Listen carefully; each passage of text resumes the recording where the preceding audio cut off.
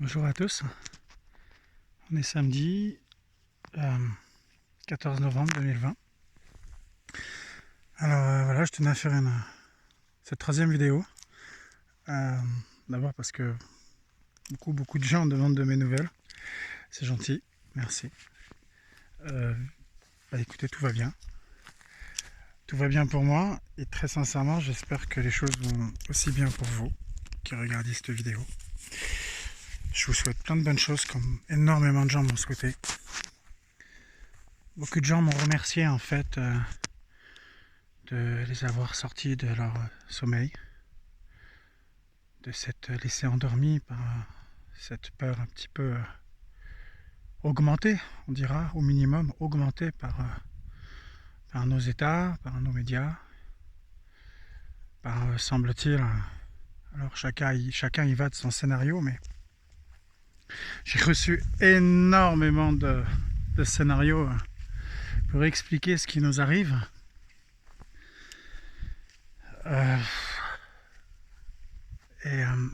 Moi, ce que je voulais dire à ma fille à travers la première vidéo, c'est que il se produit quelque chose, oui. Le plus important, finalement, c'est pas nécessairement de savoir exactement ce qui se produit, de chercher à tisser des liens jusqu'au bout pour peut-être se faire encore plus peur qu'il ne serait nécessaire. Mais ce qui est certain, c'est qu'il se produit quelque chose. Oui. AC/DC sort son nouvel album et figurez-vous que le guitariste de AC/DC a une phrase très célèbre, il dit que quand on traverse l'enfer, on s'y arrête pas. Faut pas s'y arrêter. Eh ben, je crois qu'il a pas fait exprès, mais il a bien résumé la situation.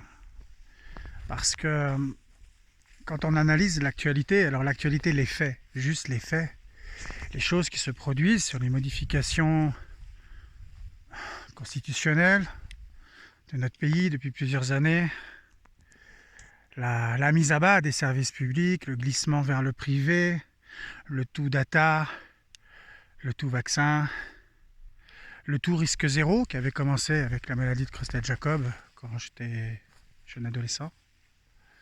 Cette espèce de monde dans lequel en fait plus personne s'octroie le risque de rien parce que s'il se passe quelque chose, on devra en porter les conséquences et la responsabilité, et que je crois que notre civilisation, elle n'aime pas les responsabilités. Ou alors, si elle le fait, c'est parce qu'elle a un plus petit que soi au bas de l'échelle sur lequel elle peut tout faire reposer. Et là, je suis sûr que pas mal de gens qui m'écoutent là sauront de quoi je veux parler, parce que c'est devenu un petit peu la norme dans le monde de l'entreprise et du service public. En fait, il faut se poser la question de pourquoi on en est là. Pourquoi ? Je crois que on n'a pas suivi le conseil du guitariste de AC/DC. Je crois qu'il y a 30 ou 40 ans, on était en enfer, ou du moins toutes les cartes s'étaient posées pour qu'on y soit, à considérer le monde comme on l'a considéré, à l'utiliser comme on l'a utilisé, à faire du fric et à faire passer toujours l'argent avant l'humain. Et nous, les gens, les petites gens, les votants, les abstentionnistes, les pères, les mères, quelle que soit en fait notre obédience politique, religieuse, mystique, on a laissé faire. On a trouvé que la vie était douce et agréable, on a consommé tant que peu tout ce que l'on pouvait consommer, on a éduqué nos enfants tant que peu, on a cru qu'il était bon de le faire, on leur a donné tout ce qu'on pouvait leur donner, on leur a donné une abondance telle qu'il fallait forcément qu'un jour ça se paye de quelque part. Et puis on l'a fait aussi parce que moi je me rappelle enfant en fait, les gens autour de moi déjà disaient ça peut pas aller loin, on peut pas aller longtemps comme ça, mais à quoi bon ? À quoi bon ? À quoi bon ? Parce que c'est moi, petite personne, je vais rien changer à tout ça. Fois tous les 5 ou 7 ans, je mets mon vote dans l'urne et puis de toute façon la politique n'étant pas de faire ce que l'on dit ou promet, en général, ça ne change pas grand-chose. Et puis je consomme. Je suis conscient que je consomme de la chaleur, je consomme du confort, je consomme de la santé, je consomme de l'éducation, je consomme de la culture, du loisir, du plaisir. Et du coup, ça me fait une vie tellement douce, tellement agréable que j'ai pas envie de me poser les questions qui en une seconde, en fait, feraient que tout ça, du moins certaines choses seraient moins possibles. En tous les cas, pas dans cette abondance-là. Alors, on s'est tous posés dans cet enfer. Ouais, ma fille. Ton père, il s'est posé dans cet enfer comme tous les autres. Et on s'est contenté de vivre et on s'est dit, tant qu'il y en a, vivons de ça. Et puis doucement, on a glissé. Doucement, en fait, année après année, les politiques, visiblement, se sont mis à la solde de ceux qui arrosent le monde de ce que les gens en demandent et en consomment.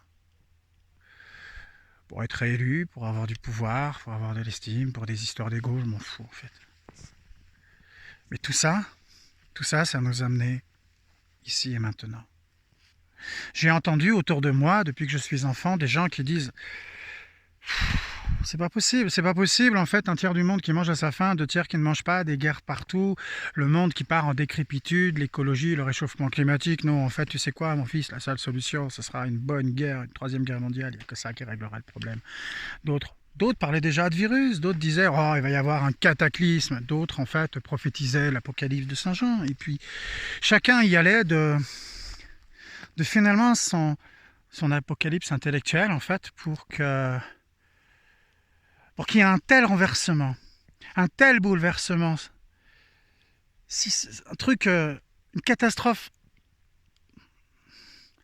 quelque chose dont tout ne se relèverait pas et dont il était une évidence en fait, comme dans les livres de Barjavel, où le monde d'après serait foncièrement différent, et cette fois, ceux qui resteraient, ceux qui seraient là, pourraient finalement partir sur un pied de bon sens entre eux et relever la barre pour, par exemple, cette ère du Verseau qu'on nous promet du côté des astrologues, des magiciens, voilà. Alors moi, j'écoute tout et tout le monde depuis 40 ans. Et ce que je sais, c'est que j'ai quand même gardé en moi une forme de vigie. Et puis toute ma vie, en fait, j'ai cru en l'humain. De tout ce que j'ai pu faire dans ma carrière, pour les plus curieux, vous pourrez aller voir, tout repose en fait sur l'autre. J'assiste pas à l'autre, je lui donne des aides, des moyens, des éléments, à travers l'art, la culture, l'humanitaire, pour que chacun en fait arrive à repartir de lui-même et par lui-même sur le chemin qu'il choisit lui. Mais là, cette fois, je crois que c'est unanime. On sait tous en fait que ce qui se passe dans notre pays et dans les pays à côté n'est pas normal. Pourquoi nous sommes contraints ? Nous sommes contraints soi-disant parce que nous sommes passages. Et nous sommes passages parce que nous sommes soi-disant des enfants incontrôlés et incontrôlables. Mais c'est simplement en fait qu'on s'est tellement moqué de nous ces dernières années qu'on n'a plus confiance en ceux qui donnent les directions et les règles. Ce qui se produit parce que ceux qui nous dirigent, en fait, ceux qui étaient censés montrer la voie et la direction, n'ont pas été crédibles, n'ont pas été cohérents, et surtout, on fait les choses, il semblerait-il, pour eux et pas pour nous. Il y a du calcul dans leur trajectoire, il n'y a pas de l'amour. Voilà, moi je pédale, voilà, je fais ces kilomètres à vélo pendant des heures dans la montagne parce que j'ai la possibilité et que je mesure la chance que j'ai. Mais si je le fais publiquement, par voix, c'est pour diffuser ces petites pensées que j'ai pour vous tous, en fait, qui avez tellement moins de chance que moi. Voilà. Au pied de mes vidéos, j'ai publié plusieurs textes, dont un qui nous parle, en fait, de la peur. Il suffit juste de plus vouloir en fait cette 3e guerre mondiale. Il suffit juste de plus vouloir en fait tous ces cataclysmes, cette espèce de reset, remise à zéro, ce qu'on en entend parler de partout. Il suffit de ne pas le vouloir et de se dire que pour passer à autre chose, ceci n'est pas nécessaire. Il suffit juste de se dire en fait que tous, vous, moi, ceux qui sont contre moi, ceux qui me mettent des messages désagréables sur mon mur, en fait, je les plains. Je ne suis pas en colère après eux. C'est même auprès d'eux que j'ai pris le plus de temps à répondre. Parce que cette fois, en fait, nous avons un ennemi commun. Et tous, à l'unisson, nous devons aller vers lui. Cet ennemi commun, c'est nous-mêmes. C'est ce qui est au plus profond de nous. Cet ennemi commun, en fait, c'est cette peur que l'on ressent de ne pas y arriver, de se tromper dans le choix de ce que l'on doit croire ou pas croire. Un très très très grand ami à moi aujourd'hui est publié sur les réseaux sociaux après avoir vu le film Hold Up, dont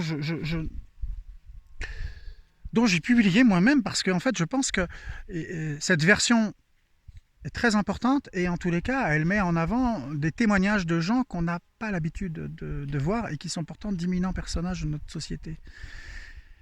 Pour autant, le scénario émis est un peu lourd de conséquences. Eh bien, même si c'est ce scénario-là, il ne faut pas avoir peur. Il ne faut pas avoir peur parce qu'en fait, toute cette tendance peut s'inverser du jour au lendemain si vous décidez en fait que cette chose n'a pas besoin d'arriver à ça pour que votre monde, celui de vos enfants, redevienne beau, ordinaire, normal, amour, tourné vers les autres. Parce que cette peur grandissante du Covid, cette peur des masques, cette peur en fait de la perte de démocratie, moi quand je vous dis on perd notre démocratie, c'est pas que j'en ai peur. Je la regarde droit dans les yeux. D'ailleurs, je dis aux autorités, venez me chercher, venez me mettre une amende de 1 500 € maintenant, puisque j'ai reconnu avoir fait plus de 3 fois du vélo à plus d'1 kilomètre de chez moi. C'est pas un problème. Et justement, à travers cette démonstration que je vous fais, qui est que dalle en fait, aujourd'hui personne n'est venu me voir, et ça c'est un message d'espoir. Ça veut dire en fait que quand on regarde ce qui nous dérange droit dans les yeux, en fait, on commence à y voir plus clair. Voilà. La peur rend la confusion, la peur amène à mélanger tous nos principes, à oublier certaines de nos valeurs. Et moi, je ne suis pas là pour vous dire ce que vous devez faire. Je suis là pour vous réveiller si vous avez le sentiment qu'il y a tout un tas de trucs qui ne collent plus et que vous avez le sentiment de ne pas faire ce que d'habitude vous auriez fait dans un temps normal si vous n'étiez pas saisi par toute cette situation, vous ne savez pas par où prendre le problème. Voilà. Donc, mon message principal, c'est il faut suivre en fait le précepte que mon ami a mis aujourd'hui sur ses réseaux Facebook. Je trouvais ça très beau. Il a dit, voilà, j'ai regardé, j'ai écouté toutes les théories qui circulent un peu partout. Et en fait, j'ai décidé d'être vigilant, de me tenir sur la corde, sur le fil du rasoir, en équilibre, pour regarder force et raison, réflexion, et agir au moment venu comme il le faudra, mais agir sur la raison. Agir toujours en fait au nom de l'amour des autres. Pas pour sauver mes fesses, pas pour... ça amènera à rien. Voilà. Je vais arrêter ce petit film. Mais vraiment, dites-vous que moi j'ai reçu des milliers et des milliers de messages. Je n'ai pas encore réussi à tout lire, je suis désolé si je n'ai pas répondu à tout le monde. Ce que je sais, c'est que j'ai reçu des messages de tous les bords, de personnes en fait, des jeunes, des vieux, toutes les générations, de toute forme d'obédience politique, de gauche comme d'extrême droite. Tout le monde est venu me parler pour me dire, Franck, c'est beau ce que tu as dit, ça sort des tripes, ça sort du cœur, et on ne sait pas qui t'es, mais putain de merde, comme au fond de nous, on est en résonance avec toi. Et ce qui est étrange, c'est que tous ces gens qui m'ont écrit pensent différemment en fait. Vous êtes tous différents. Vous m'avez rejoint, mais vous êtes tous différents. Et réunis dans une même pièce, pour beaucoup, je ne sais pas si ça fonctionnerait en l'état des lieux. Mais c'est pas grave en fait. Ce que moi je vous ai apporté, c'est un point commun. C'est quelque chose sur lequel vous pouvez vous mettre à l'unisson. Alors, quelle que soit en fait cette chose que vous ressentez arriver vers nous dans notre monde, pour nous amener à un monde dans lequel vous n'avez pas envie d'y vivre, parce que ce qu'on vous promet, ça vous semble manquer d'humanité, manquer, peu importe, manquer de quelque chose qui vous caractérise, vous. On est tous comme ça en ce moment. Alors moi, j'ai reçu un message il y a 5 jours qui me disait « Mais imagine sur les bords de ta fenêtre et diffuse cette chanson, ça fera du bien à ton village. » Je l'ai fait, et j'ai proposé de le faire à 15 heures au début. Aujourd'hui, je me dis que pourquoi on ne ferait pas ça à 20 heures. À l'époque, début d'année, on saluait le courage de nos infirmiers et infirmières. Et là, je crois que le message doit être différent. Je pense que je vous invite tous, Français, Françaises, et gens du monde, parce qu'en fait, j'ai des gens du Canada, d'Inde, de Nouvelle-Zélande qui m'ont écrit. Gens du monde, prenez cette chanson, Imagine, de John Lennon, elle est facile à trouver. Téléchargez-la et diffusez-la en fait avec votre chaîne, votre téléphone, votre haut-parleur, à 20h, à la fenêtre, à la maison. Et en fait, ça servira à quoi? Ça servira en fait que votre voisin, peut-être, va entendre Imagine, et votre voisin, peut-être, va entendre un de ces messages que moi et d'autres personnes nous diffusons en fait dans le pays. Et cette chanson, en fait, peut devenir un point de ralliement. Quelque chose, en fait, qui nous fait sentir chacun, les uns des autres, que nous ne sommes pas seuls à penser, en fait, cette chose un peu ténébreuse, angoissante qui arrive et qui nous a tous mis dans un état où on a failli perdre la raison. Et si déjà, en fait, à 20h tous les soirs, le chant d'Imagine, en fait, résonne partout, pendant 1 minute 50, le temps de cette chanson, alors chacun saura peut-être que le type qui habite en face dans la rue, il ressent la même chose et qu'il est prêt lui aussi à se lever et à dire tout simplement non, je ne veux plus de ce monde-là. Je refuse ce monde-là. Je n'ai pas besoin d'arriver à quelque chose qui semble se présenter comme une forme d'apocalypse, j'en sais rien, social, économique, écologique, sanitaire. J'ai pas besoin en fait que des millions de gens tombent malades, d'autres meurent, d'autres deviennent pauvres, que le monde économique s'écroule, que le monde institutionnel qui nous protège des guerres d'ailleurs, que tout ça s'écroule et que ce soit le chaos pendant je ne sais combien de temps en fait sur ma planète, pour que en fait les survivants un jour en fait se réveillent et arrêtent de piller la nature et arrêtent de considérer les autres comme des pompes à fric. Non, je veux plus ça. Je veux que mes enfants, mes petits-enfants grandissent dans un monde, pas de bisounours, mais dans un monde où tout le monde se respecte, dans un monde en fait où il y en a assez pour tout le monde, parce que dès le départ, on s'est dit qu'il fallait partager et mettre en place des process et des systèmes. Voilà, donc en ce moment, il y a énormément d'énergie positive partout. J'ai reçu tellement de belles initiatives en France, de groupes de gens, certaines politiques, certaines religieuses, certaines mystiques, des athées, des gens qui font quelque chose de sympa dans leur rue. Alors, je crois que maintenant, pour survivre à ça, on doit faire ça. On doit faire les choses comme ça. On doit tous, dans notre petit coin, distribuer de la joie, distribuer de l'amour, amener cette parole, en fait, de non-peur et de dire, maintenant, je veux autre chose. Je veux le monde de John Lennon. Je veux ce monde qu'il y a dans cette chanson. Je veux imaginer. Je veux avoir le droit, le moment venu, que la constitution de mon pays, les règles me permettent en fait de créer, de mettre en pratique ce que j'aurais imaginé pour le futur. Voilà. Où que vous soyez, je vous souhaite, je vous amène tout mon amour. Je vous amène toute ma compassion si c'est difficile. Je vais terminer cette vidéo en vous montrant où moi je suis pour partager en fait cette chance que j'ai. Voilà. Je fais ma petite heure de vélo et ça m'a amené ici. Voilà. Donc profitez de ce beau paysage. Voilà. Regardez ce que vous avez autour de vous. Je sais que c'est pas ça. Mais au sein de vos familles, de vos aimants, de ceux qui vous aiment, de tout ce que vous avez eu et acquis, eh bien, en vérité, c'est tout aussi beau et bien plus beau que ce que je vous montre maintenant. Et c'est ceci que nous devons tous protéger. Parce que tout ceci, nous l'avons obtenu. grâce à notre liberté individuelle de penser, de s'instruire, de faire des choix. Nous ne sommes pas des enfants. Voilà. Donc nous devons maintenant agir en tant que tels. Je vous souhaite à bientôt. Je vous souhaite de vous sentir bien.